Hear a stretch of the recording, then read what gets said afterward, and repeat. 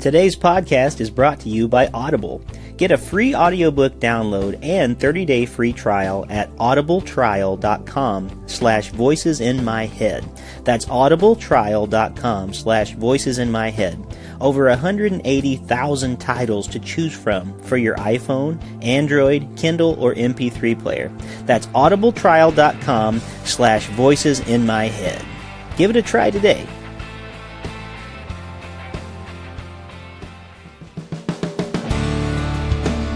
Welcome to Voices in My Head, the official podcast of me, Rick Lee James. I'm a recording artist, a singer, songwriter, an author, a worship leader, and an ordained minister in the Church of the Nazarene. The Voices in My Head podcast is your source for discussions on music, literature, movies, pop culture, theology, and more. Now sit back, relax, and listen to the latest episode of the Voices in My Head podcast. And don't forget to let the voices in your head be heard by following me on Twitter at Rick Lee James and sharing your thoughts about today's show.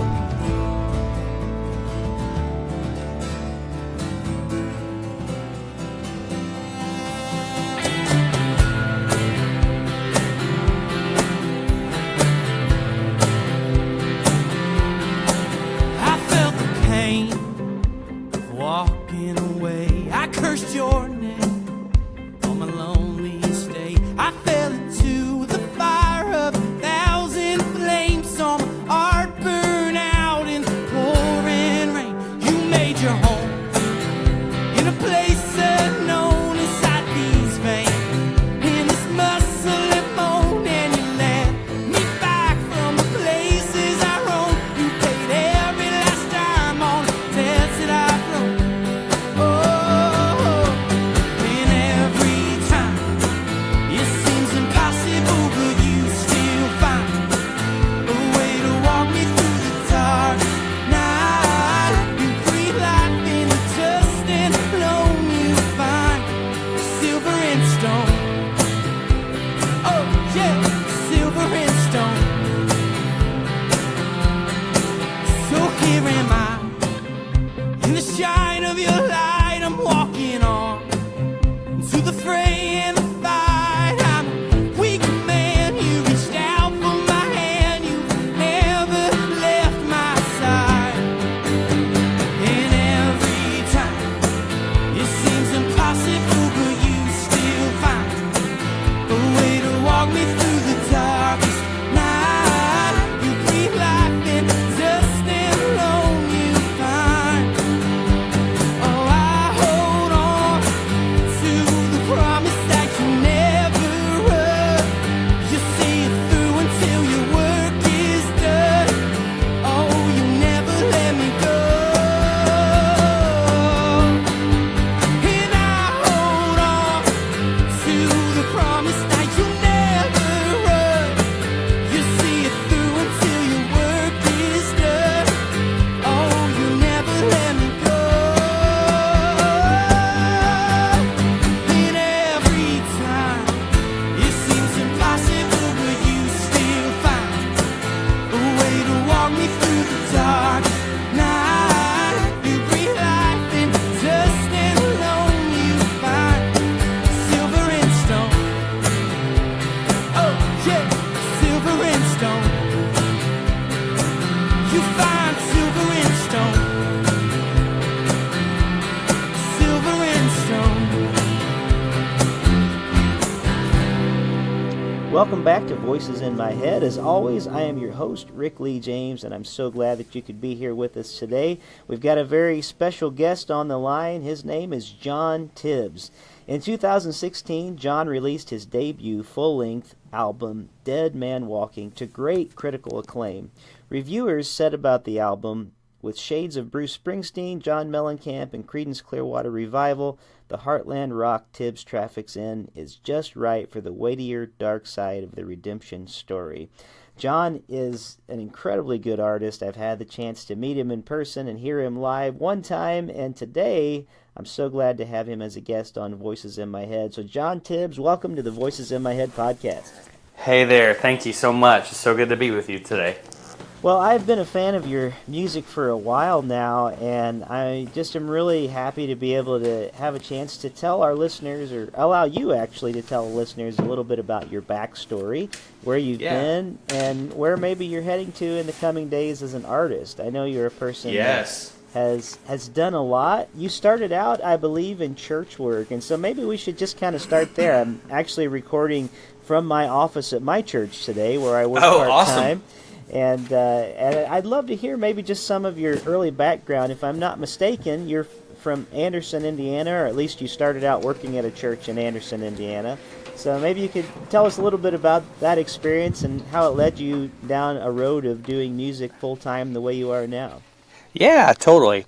So, actually, I am a pastor's kid, and I was born in Kentucky. And then at the age of 6, we ended up in a PA, and I graduated high school there outside Pittsburgh. And then I went to college in Anderson, Indiana. And during our time there as a student, I ended up part-time on staff at a church doing worship arts for junior high, senior high, and college. And as I continued there, that kind of transformed into the adult services, and and so after I graduated college, I continued on staff there, and about that same time, I started to have some songs that came out of that season at the church that I composed there to encourage people in our church, and I decided I would put that out as an EP, and people didn't have to buy it; they just entered their email and area code, and that was in 2012, I believe, at the end of 2012, and that little EP did awesome. Tons of people picked it up and passed it along, and out of all that came a lot of opportunities to tour, and so basically I was just gone all the time, and I felt like I needed to choose if I was going to be on staff at the church, and or if I was going to tour full time. And to be honest, that was a very hard decision. Sure. I had always expected to be on staff at church. That was always a big piece of like who I am, and it was a pretty hard decision. But God continued to open those doors, and so I stepped out and started touring full time.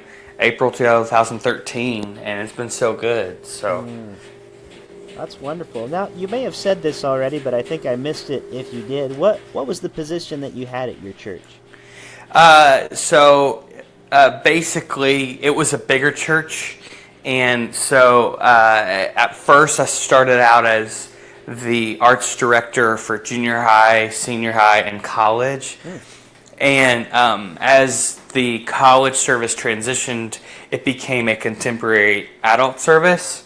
And by the time that transitioned, that's pretty much the only thing I did was the adult contemporary adult service. So I think we had 2 Saturday nights and 2 Sundays. So very cool. Well, you know what? I'm listening to this, and I didn't realize I too was born in Kentucky, and I have really? I have a lot of family members in Anderson, so I get back there all the time and lived in Middletown. No way. Yeah, Middletown, Indiana was where I lived for several years as a kid, just down. Small world. Yeah, so pretty interesting to hear all that. And I too am a PK. We're just discovering all kinds of things about us today. That's amazing. Well, it's neat to hear how your story intersected, and I believe the online place that you had people download through was it Noise Trade? Yes, sir. Which has done a lot of great things for artists, and you're able to actually interact with the people who listen that way, which is such a great tool. And you are really a strong evidence for the power that sort of social media and social tools like that can be in building a music career. Oh, totally. I'd love to hear about, because I know you were an independent artist for a while, as you just talked about, and you had to decide whether or not you were going to go on the road full time. But then, if I'm not mistaken, you signed on with a record label, and then we're working with them, and then there was a process that led you back to being an independent artist again. And, yes. And I also, if I could interject, and I think it's okay, and you might want me to mention this, you do have a bit of a stutter, and I wanted to let listeners know that, not to just draw attention to it, but in case there was we want to help you out in the midst of that. We had to do the same thing as sort of a preface when we had Jason Gray on the show, and it's just something I want to make listeners aware of. Oh, yeah, of course. I am super open about it, and I figured it was going to come up at some point in time in the conversation. So now, no one would know that you did because you've been doing great. So I just wanted to make sure throughout the show, I always want guests to feel as comfortable as possible. Yeah, well, thank you. No, sure. So, well, maybe we could continue on with the conversation and just maybe tell us a little bit sort of about that journey from independent to label to back to independent and kind of what that was like for you. Yeah, so, as I started out as an independent artist, I had this EP that was doing awesome, and we went ahead and did a Kickstarter. We did a second EP, and that was doing, just as good. And, people in the industry kind of started paying attention. I had some doors open up to go out on tour, opening under Audrey Assad just after she went independent, and I got the chance to open for other acts like Unger or 10th Avenue, and so all those doors kind of kept opening up, and honestly, I really did not have any interest in signing a deal. I always planned to be independent. I had come to town to try to find a booking agent because I was doing about 100 dates at the time, and I was doing everything. Wow. And through all of that, I got an offer out of a company that's called FT. They used to be called INO, and they're an independent company. And the idea was to, hey, just keep doing the stuff you've been doing, and so I've been able to do that, and that's when we put out our debut 10 song in 2016, and that was great. And when it came time to do it again, I felt a tug and a pull. I had some songs that I thought those were the songs that I needed to do, and just with how the industry's changed, airplay has become such a bigger and bigger piece of it all, and I just didn't sense that I had a song that I was excited about that could easily be a ADO song. Sure. Songs that are successful there, I tend to to create something that's a little bit different than that. And so, I just kind of sensed that it was the artist piece of me that was just trying to be honest. And it's I want anytime someone hears a song I do, that it's completely honest and that comes across. Because I think that is the special thing inside art and songs, is that if it's created in an honest place, that emotion and that energy is captured by a different person. And I think that can only really happen if it's completely honest. And so all that to say is that how the industry's changing with streaming being such a big thing, and I just really did not want to spend all this time getting a song to send to ADO, and then if that does great, then do an EP, and if that does great, then put a couple other songs out, and all of a sudden you have an album. Because it just takes time, and I think it's so important to kind of always be churning out content and engaging your audience. And so I kind of stepped out on our own, and I'm definitely independent in a sense that I cover the expense of everything, but I'm so fortunate. I've got such a awesome team at this point. So doing the album under a record company was so healthy, so helpful. It kind of helped get our songs to a different audience, and it created a lot of doors inside the industry to help to help kind of be in a place that I'm able to do it independently. And so I put out an EP, well, a 8-song project, the end of 2017, and man, it's been so cool. That project has already had a bigger impact and has outdone that 10-song album that came out in 2016. So it's just been so cool. And I actually just put out a song a couple days ago, and we've got another song coming out in August. So it's been so cool to see, how God is truly just taking care of us. And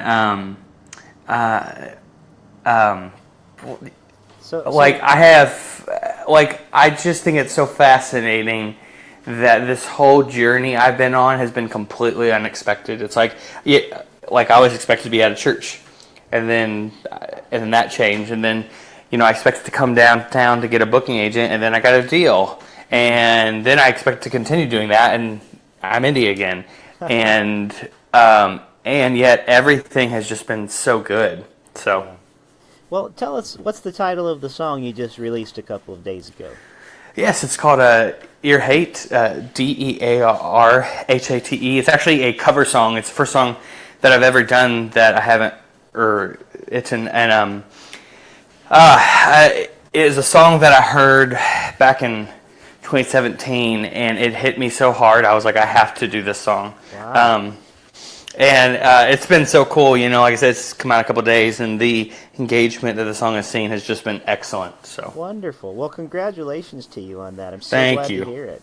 That's got to be such a good feeling, and so much affirmation for artists. It's so good in helping us kind of know what we want to continue to keep doing in the direction we're taking. And it sounds like Dear Hate was the perfect cover with that kind of response to it. Then that's great. Right. It's such a important tune, I think, and and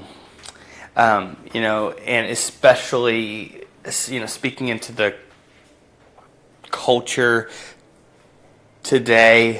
It's been I first heard it, and it just became a personal anthem, and I was like, I can't just keep this.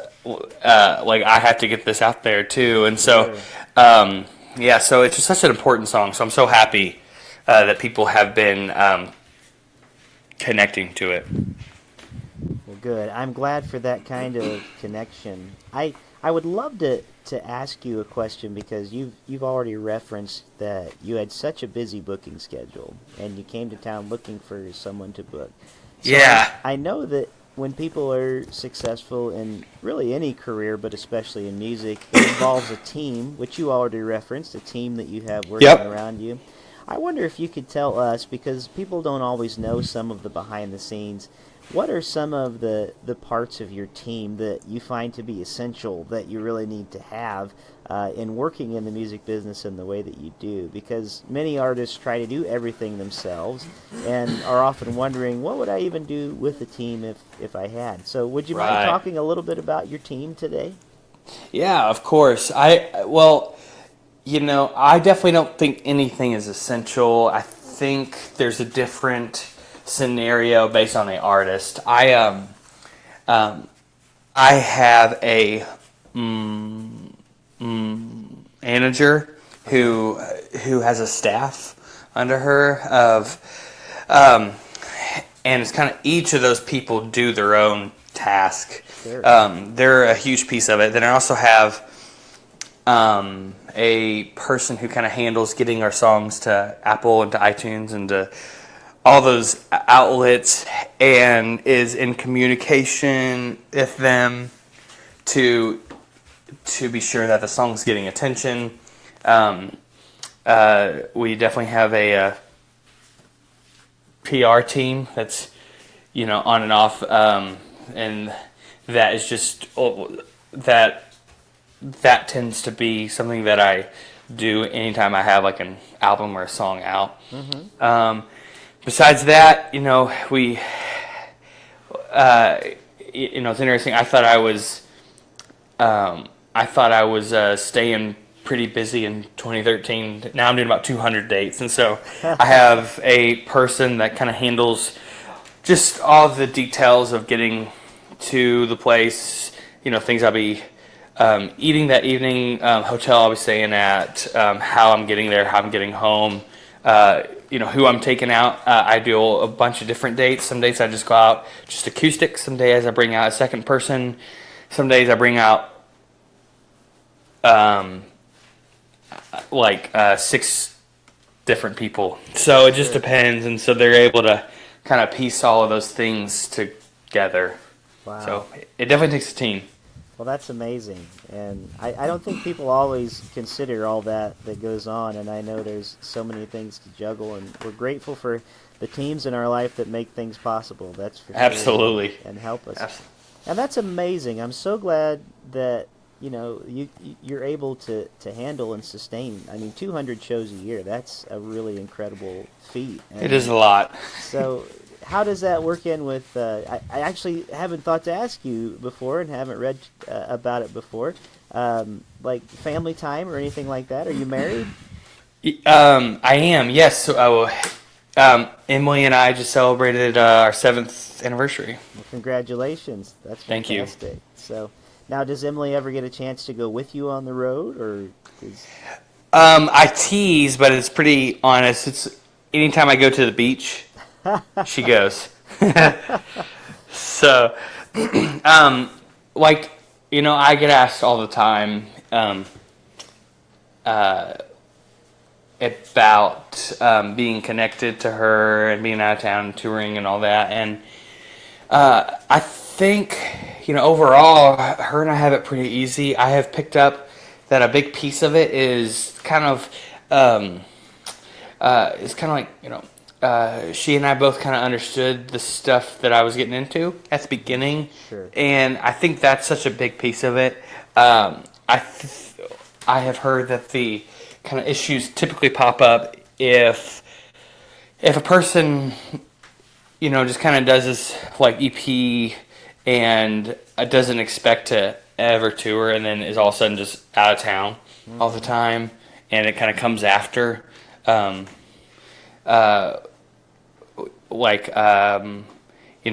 hitched and having kids and stuff like that. And then the other thing is that Em and I try to not be apart over 10 evenings. There seems to be something about that 10-day that just kind of gets too hard. Yeah. So.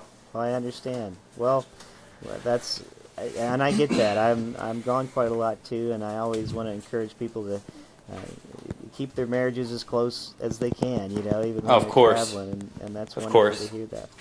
Well, I want to ask you as well, not only are you a great musician, but I know that one thing that helps creative people continue to be creative people. And I know even this morning as we were getting ready for the call, you were already writing today.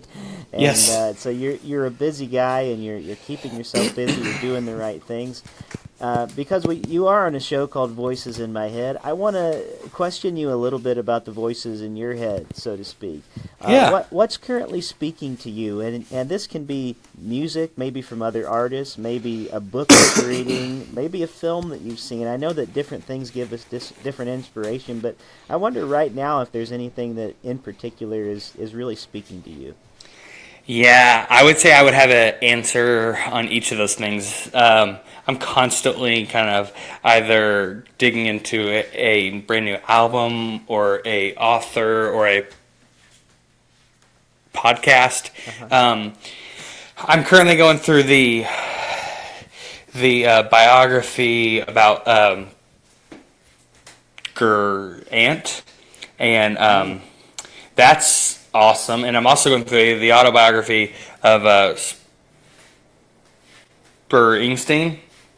So, I think both of those individuals are such interesting, gifted people, and it's been so cool to see kind of the places that they came out of and the issues that they've come up against, and to just see how they've handled all of that. I think those are the two pieces today that have just truly had an impact on everything I do. And I think it's it's so easy to get caught up in today and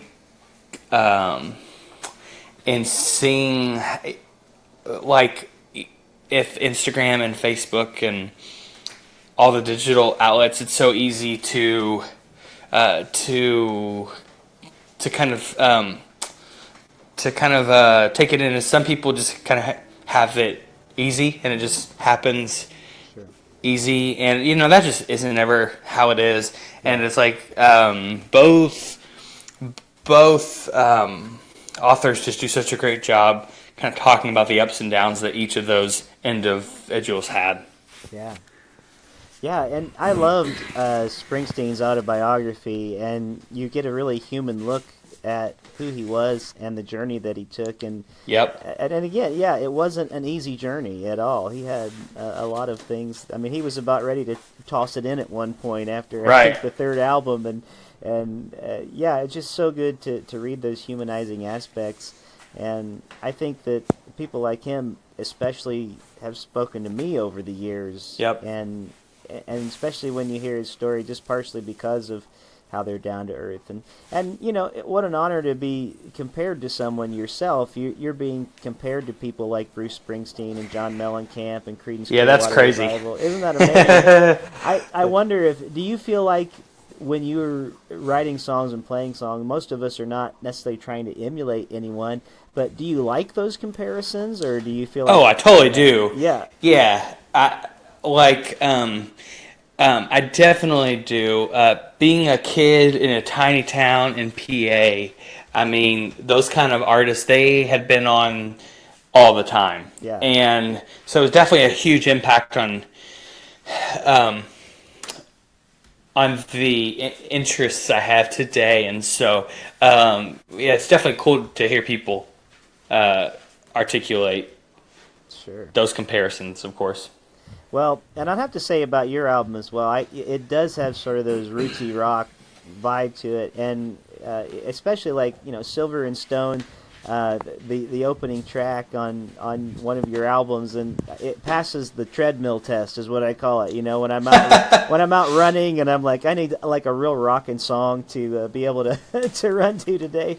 Love it. Yeah, it's one of those type songs, but. I mean, there's some great music that you're putting out, and I want to applaud you for being able to continue to do it. And in a world that is often very difficult to sustain as an independent artist, you're doing some great work, and you're making some really wonderful art.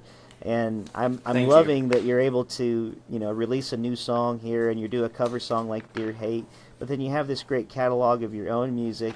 And while I think there can definitely be some comparisons made complimentary, like Bruce Springsteen or John Mellencamp or other ones that have been mentioned, I think you really do have your own particular style.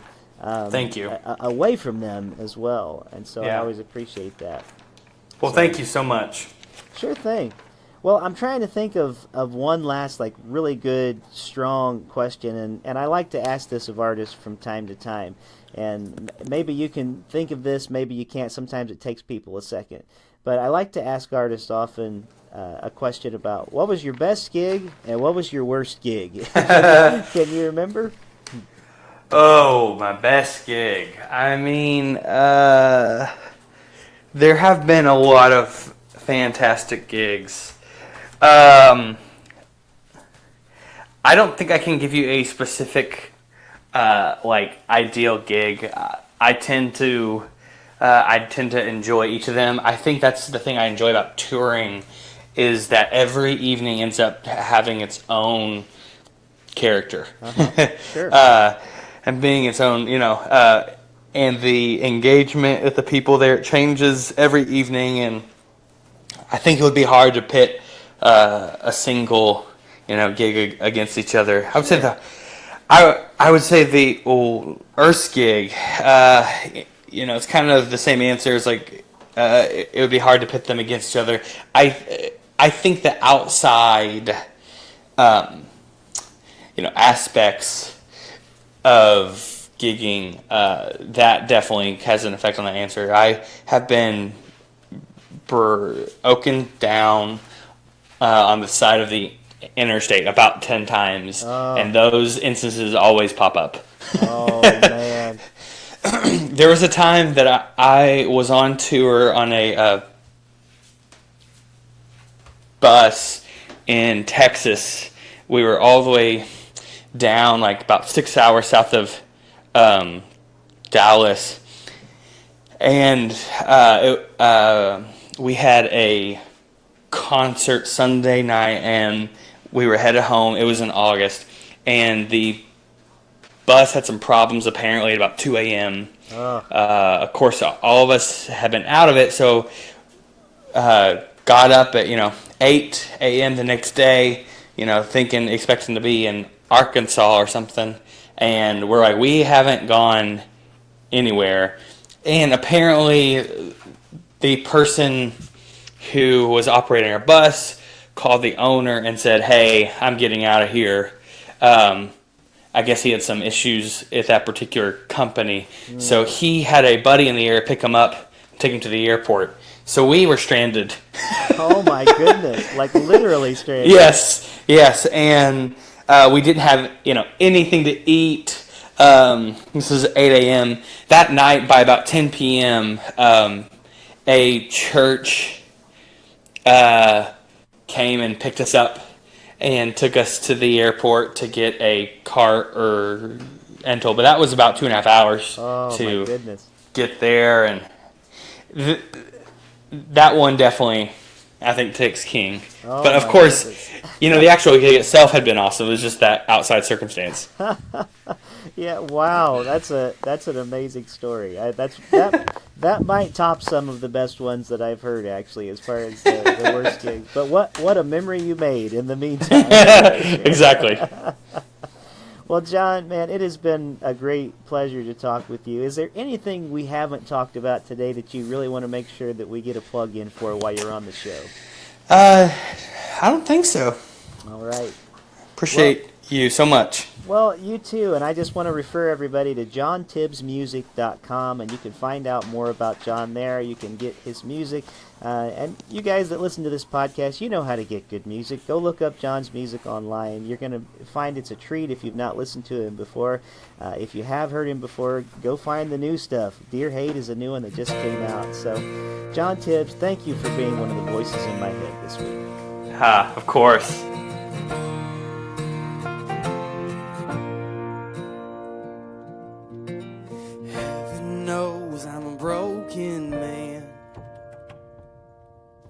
These tired bones, they can barely stand.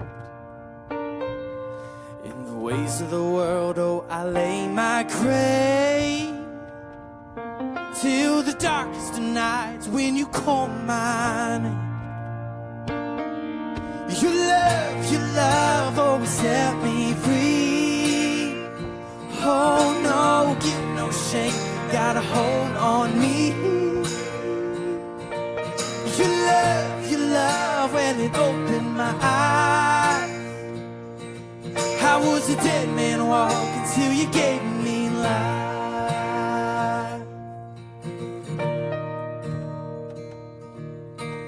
Grace that comes with the price I'm told.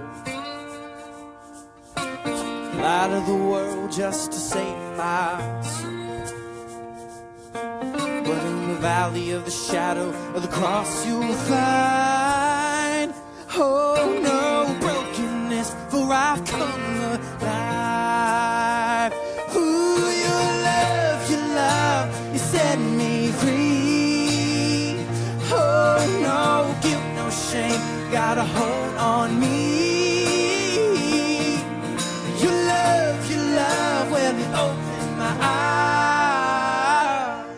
I was a dead man walking until you gave me light. Ooh,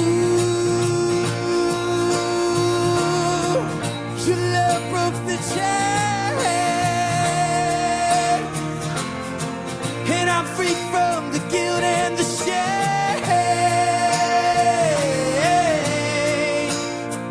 Love opened my eyes.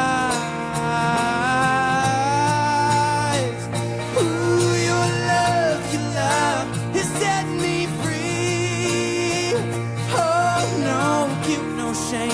got a hold on me. Your love, it opened my heart. I was a dead man walking till, Lord, I was a dead man walking till, Lord, I was a dead man walking till you gave me life.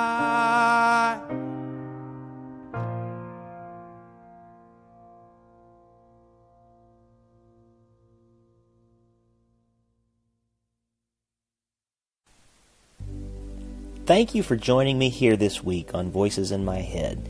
I hope you'll visit me on my website at rickleejames.com, follow me on Twitter at rickleejames, like my artist page at facebook.com/rickleejames, and keep up to date on what I'm writing on my author page on Amazon. There's also the Voices in My Head Facebook community found at facebook.com/voicespodcast. And if you want to follow my alter ego on Twitter, follow my popular Mr. Rogers quote account found at Mr. Rogers Say. Also, make sure to follow my appearance schedule on my website, and if you would like to have me come to your town to do a concert, a speaking engagement, or a book event, you can book me through my website at rickleejames.com/booking. And it would mean the world to me if you would write a review of this podcast on iTunes. The more positive reviews we receive, the more visible this podcast is on the internet. And now, the benediction. May the God of peace, who raised Christ from the dead, strengthen you in your inner being for every good work, and may the blessing of God Almighty, Father, Son, and Holy Spirit rest upon you and dwell within you this day and forevermore. Amen.